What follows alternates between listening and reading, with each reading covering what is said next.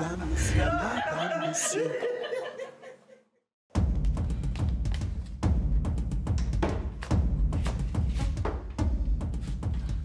Voici! Voici! Du nouveau à l'hôpital? Explique-moi pourquoi tu as versé de l'eau chaude sur ma petite sœur. Moi? Mais c'est ta mère qui lui a versé de l'eau et non moi. Ne joue pas avec mes nerfs, je te préviens. Mais arrête de me frapper. Je ne sais pas ce qu'on t'a raconté là-bas, mais je te dis que je n'ai rien fait et tu dois me croire. Tu es vraiment méchante. Et je ne te savais pas aussi. Papa! Ta mère a voulu me verser de l'eau bouillante. Et c'est sa propre fille Sandrine qui a encaissé. Le temps de prendre un coup de fil de Alice, elle s'est mise à ma place. Et ta mère lui a versé de l'eau croyant que c'était moi. Tu es une telle bêtise. Donc tu t'imagines que je vais te croire quand tu me dis que c'est ma propre mère qui a versé de l'eau chaude sur ma soeur? On s'est disputé ce matin et elle m'a menacée. Mais j'étais loin d'imaginer qu'elle mettrait sa menace en pratique. Si c'était moi à la place de Sandrine, qu'aurais-tu fait? Tu n'es qu'une piètre menteuse. Tu comprends? Explique-moi donc pourquoi tu n'es pas là à l'hôpital avec elle. Parce que ta mère m'en a empêché. Basi, tu as poussé le bouchon un peu trop loin et je peux te promettre une chose. Je ne vais pas te laisser t'en sortir comme ça, fais-moi confiance. Je vais rendre le crime par le crime.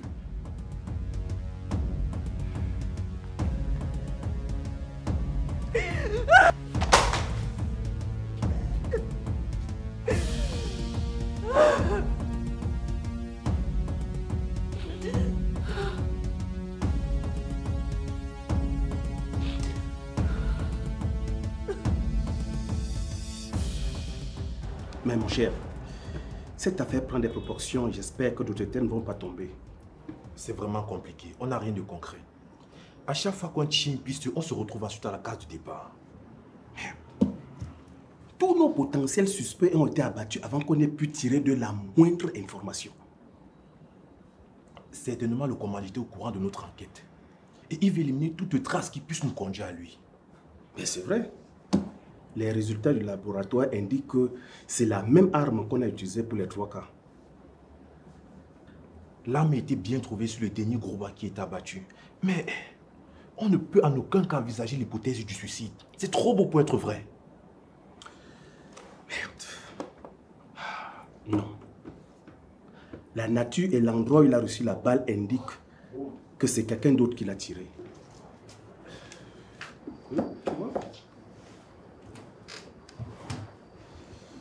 Alors, Major, après on va aller prendre la pause, non? Et quand tu fais tes bêtises là, ne me mets pas dedans. Tu appelles ça bêtise? Inspecteur. Ouais, du nouveau?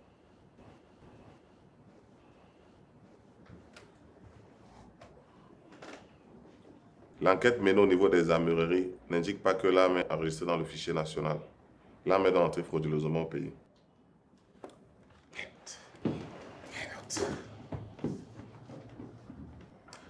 La révélation d'Austin indique que Paul est un étranger nouvellement arrivé au pays. Ne serait pas lui le propriétaire de cette arme? La question est pertinente, chef. Nous allons explorer cette piste.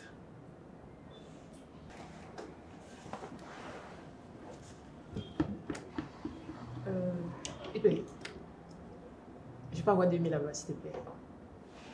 Quoi? Quand tu fais tes bêtises là, ne me mets pas dedans. Tu as compris?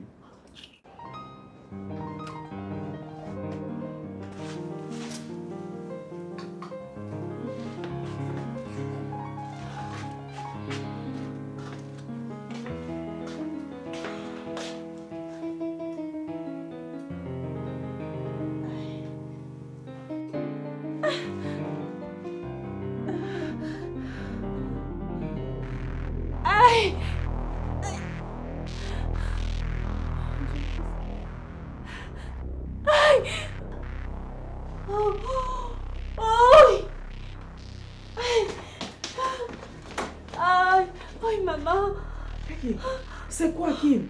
Je t'entends crier depuis le salon. Maman, mon ventre. Ça fait comment? J'ai mal, aïe. Ça a commencé comment? Ça vient de commencer à l'instant. J'ai ressenti des douleurs intenses. Attends, je vais prendre de l'eau. Aïe, non. Seigneur, pitié, pas ça. Pas ça, mon Dieu. Oh, mon Dieu, pitié, pas ça. Aïe.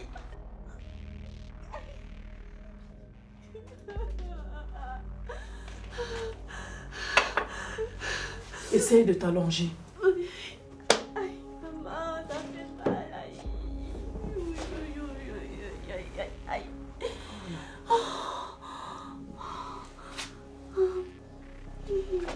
Tu vas voir un peu.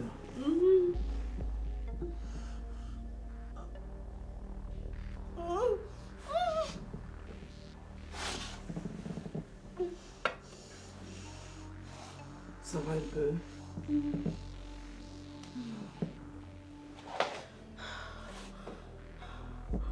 Aïe! Hey, ça commence déjà à m'inquiéter, hein. On va à l'hôpital. Ton téléphone. Hey, attends, ton téléphone est où? Déverrouille, déverrouille. Fais l'effort, fais l'effort. Maman, qu'est-ce que j'ai? C'est quoi? Qu'est-ce que j'ai? Aïe.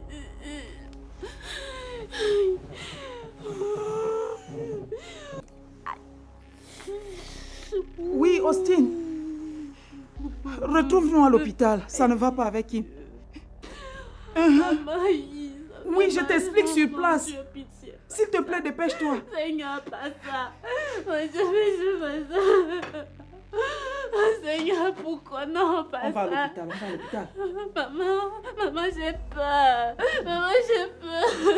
J'ai peur. Montre la bouche. Oui. Aïe, Ça fait mal. Va le pied. Attends, je prends le téléphone.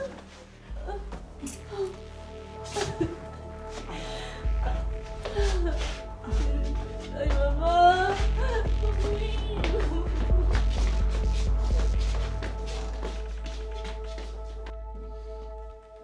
Monsieur Marga, viens rapidement chercher ta criminelle de fille chez moi. Tu oses lever le ton chez moi? Attends, tu me prends pour un de tes employés ou quoi? Justement, je m'adresse à un criminel et on ne les caresse pas dans le sens du poil. Tu oses me traiter de criminel? Oui. Ta fille a versé de l'eau chaude sur ma petite soeur qui se trouve dans un état critique à l'hôpital. Et cette attitude ne peut venir que de toi. Passy a versé de l'eau chaude sur quelqu'un? Non. Non. Ma fille est incapable d'une telle cruauté. Puisque je te dis qu'elle a fait, je te préviens, si elle ne quitte pas rapidement mon domicile, je n'hésiterai pas à la battre. Je vois que tu as de l'eau chaude dans la tête. Si tu touches à un seul cheveu de ma fille, je veux te tuer de mes doigts et jeter ton cadavre en prison. Tu n'es rien. Tu comprends? Tu n'es rien. Et ce n'est pas un détail comme toi qui va me jeter en prison. Je vois que ton petit poste de recteur te donne l'impression d'être au-dessus de tout le monde. Tu n'es qu'un rat d'égout. Un irresponsable rat d'égout. Et toi, tu es un cruel. Je viens de te dire que ma soeur est à l'hôpital dans un état critique. Et tu ne t'es même pas demandé dans quel état elle se trouve. Mais tu l'as dit toi-même. Elle est dans un état critique. Que veux-tu que je dise de plus? La réponse à ta question se trouve dans ta question. Étude des textes, cours élémentaires 1. Tu vois donc que ton doctorat ne te sert à rien. Quand on n'a rien dans la tête. C'est l'entourage qui souffre. Monsieur Marga, je suis venu te prévenir. Ta fille a poussé le bouchon un peu trop loin en s'attaquant à ma soeur. Et je vais sévir. Bien sévir.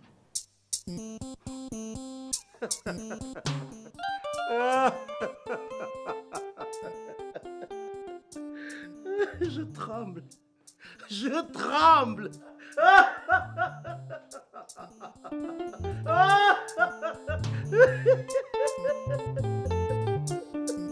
Maman, où est Kim? Elle est en salle avec le docteur. Qu'est-ce qui s'est passé? Elle avait mal au ventre et elle se tordait.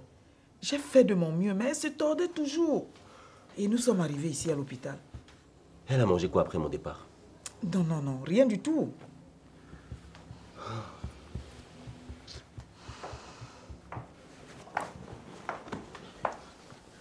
Docteur, comment elle va? Elle va bien. Mais... Mais quoi? Je suis désolé, elle a perdu le bébé. Quoi? Nous nous sommes battus pour évacuer le fœtus mort du ventre, afin de sauver la maman et la mettre hors de danger. Vous n'avez pas pu sauver le bébé comment? Vous avez fait quel effort? Incapable!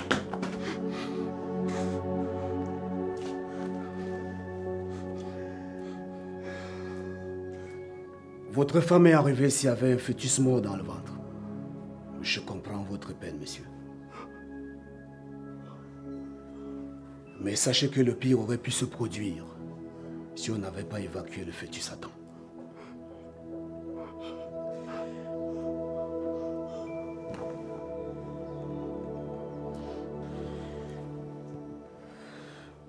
Nous sommes vraiment désolés.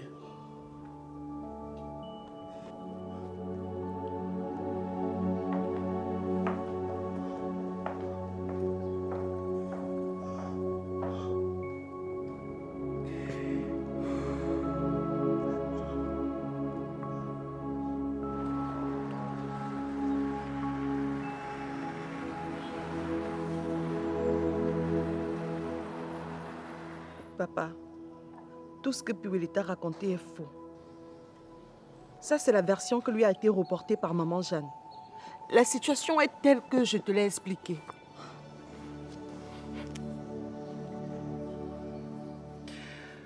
C'est incroyable. Je te dis. Tu imagines ce qui aurait pu arriver? Tu vois comment Dieu protège ses enfants? Je serais sûrement couchée dans un lit d'hôpital maintenant en train de souffrir de douleur. Si ça s'était arrivé, je l'aurais étranglé de mes propres doigts. Je les aurais massacrés tous dans cette maison. Donc, non seulement elle a raté son coup, mais elle veut te faire porter le chapeau. C'est ce que je pense aussi, papa. Elle veut profiter de la situation pour qu'il y ait une vraie séparation entre mon mari et moi. Mais je ne me laisserai pas faire. Et j'essaie de l'expliquer à Piwili, mais il ne veut même pas m'écouter, papa. Je suis perdue. Je ne sais même plus où poser la tête. Ma fille, je me demande sincèrement s'il n'est pas préférable pour toi de quitter ce foyer.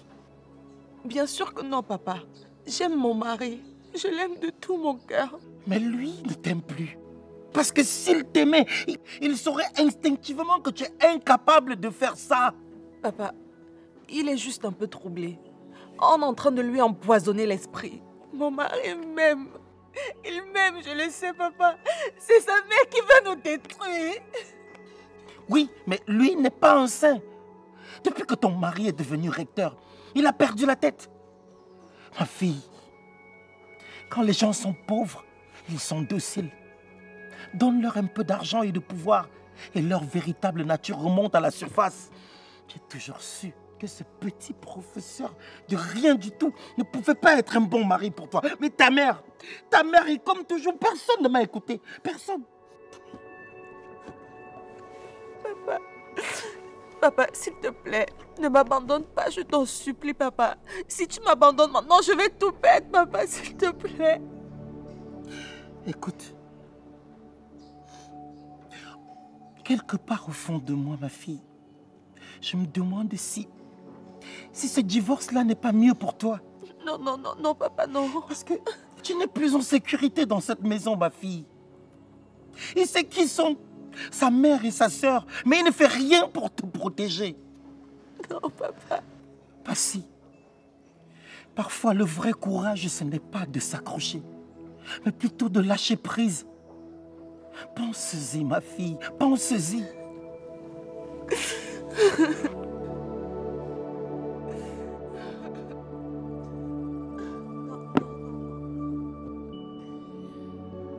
Appuie, joue là-bas, non, tape là-bas, tape. Tiens, tu vas perdre, joue là-bas. Coucou mes bébés.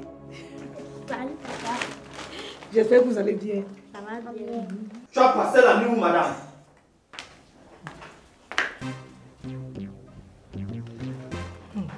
Je suppose que c'est pas moi que tu parles. C'est bien moi, Anna, ta chérie Coco. Tu fais quoi là?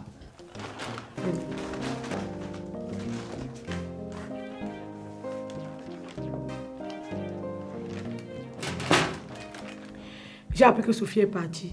Et comme je pensais que les enfants pourraient avoir faim, j'ai donc apporté de la bouffe. Comment et par qui as-tu appris que Sophie est partie? Non mais on s'en fout, Bill. C'est pas important. Tata, Donc, où étais-tu pendant tout ce temps? oh, j'étais très loin, mon chéri. Mais à partir d'aujourd'hui, je serai là tous les jours, ok? D'accord. Tata, quand nous t'en cherchais, tu jouais tout le temps avec nous. Oui, oui. Même aujourd'hui, on va jeûner. Vous buvez d'abord vos yaourts et vous mangez les biscuits que j'ai apportés. Ouais, les bonbons, mon bébé. Et la dernière surprise, les chocolats.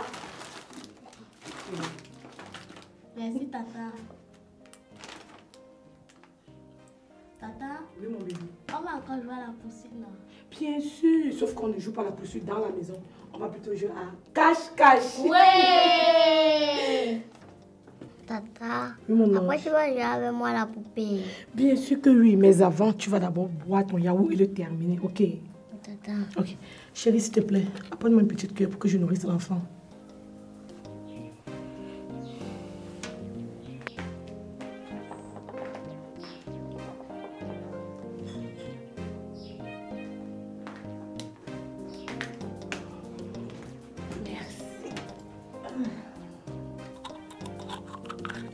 Allez, tu ouvres la bouche. Voilà. Encore. C'est bon, non?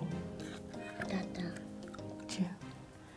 Bon, tu es une grande fille, non? Tu peux manger toute seule. Tiens. Tu en veux, mon chéri? Non, merci. Merci de te soucier de mes enfants. Ah, c'est rien. Ils sont aussi comme les miens, non? Et tu as laissé le petit frère où?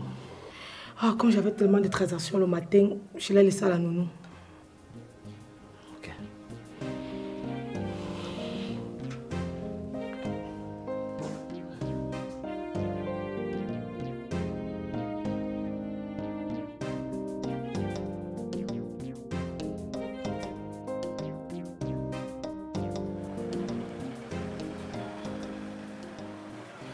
Comme je te dis là, j'ai écouté Paul parler avec une fille. Il planifiait l'avortement d'une autre femme. Quelle femme? Kim. Je ne sais pas s'il parlait de la même personne, mais la femme chez qui Paul m'avait amenée pour me présenter comme sa fiancée s'appelle aussi Kim. Et elle était enceinte. Dorian, je pense qu'il s'agit de quelqu'un d'autre. Pour quelle raison il va vouloir faire avorter la femme de son ami? Justement, il était avec la sœur de Kim. Celle avec qui je les ai surpris en train de discuter la dernière fois. Raison de plus pour affirmer qu'il s'agit d'une autre Kim. Comment tu peux penser un truc comme ça, Dorian? Comment quelqu'un va vouloir que sa sœur fasse une fausse couche? En tout cas, toi et ton rôle là, faut faire attention. Il est trop suspect. Ok, j'ai compris. Et où en es-tu avec le recteur? Il veut que je lui fasse un enfant avant le mariage. J'ai moi refusé. Hein? Attends. Comment tu as refusé pourtant tu l'aimes? Ça prouve l'amour, Dorian. La grossesse n'a jamais retenu un homme. Et la fille qui pense qu'elle va aller faire un enfant à un homme pour le bloquer, elle se met le doigt dans l'œil. Le gars n'a pas encore divorcé. Imagine que moi je fais l'enfant aujourd'hui, il m'épouse pas. Je fais comment? Pour l'instant, je joue ma vie. Jusqu'à ce qu'il divorce. Écoute, je l'aime beaucoup. Tant qu'on se voit et on s'envoie en l'air, moi ça m'arrange. De toute façon, je suis même pas pressée pour le mariage.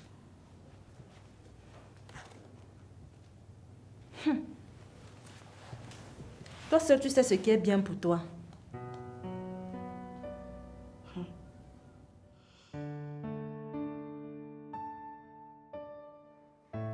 Pourquoi? Pourquoi? Pourquoi, Seigneur? Pourquoi as-tu permis qu'une telle chose nous arrive? Calme-toi, ma fille. Calme-toi, oui. Calme-toi, s'il te plaît. Maman, on a tellement attendu cet enfant. Pendant des années, je suis brisée. Je me demande bien ce qui a pu se passer. Pourtant, Kim suivait régulièrement ses visites prénatales. Mon fils, moi-même, je suis dépassée. Ça, c'est de la pure sorcellerie. Comment Dieu peut-il me donner autant d'espoir d'avoir un enfant après tant d'années et me réserver un tel sort? Pourquoi il me fait ça? Qu'est-ce que j'ai fait pour mériter ça, mon Dieu? Calme-toi, mon amour. Hein? Je ne peux pas. Tu comprends? Je ne peux pas vivre avec cette douleur. Je ne peux pas. Je veux mourir. Je ne peux pas. Dis à la mort de me prendre. Je veux mourir. Je veux mourir. Je ne peux pas vivre avec cette douleur. Maman, je veux mourir. Je ne peux plus vivre. Je ne peux plus vivre. Je n'ai plus de force. Je n'ai plus de force. Je veux mourir, maman. Tu comprends? Je ne peux plus.